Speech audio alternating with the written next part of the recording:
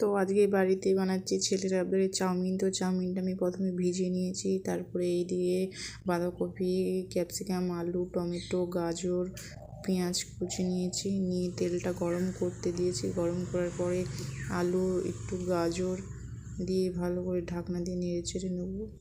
তারপরে ভাজা হয়ে গেলে পেঁয়াজ, ক্যাপসিকাম দিয়ে দিয়েছি, এটাও একটু খানিকক্ষণ ভেজে নেব। ভাজা হয়ে গেলে কিছুক্ষণ ঢাকা দিয়ে রেখে দেব, একটু যাতে সেদ্ধ হয়ে যায়, সেই জন্য ঢাকনা খুলে আবার এতে বাঁধাকপি অ্যাড করব। বাঁধাকপিটাও একটু হালকাভাবে ঢাকা চাপা দিয়ে ভেজে নেব। নেওয়ার পরে আমি প্রথমে দুটো ডিম ফাটিয়ে নিয়েছিলাম, ডিম দুটো দিয়ে দিলাম, দিয়ে খানিকক্ষণ নেড়ে চেড়ে ভেজে নেব। ভাজা হয়ে গেলে ভালোভাবে একটু নেড়ে চেড়ে নেব। নাড়া হয়ে গেলে খানিকক্ষণ একটু নেড়ে চেড়ে ভালো করে ভেজে নিয়ে আমি এতে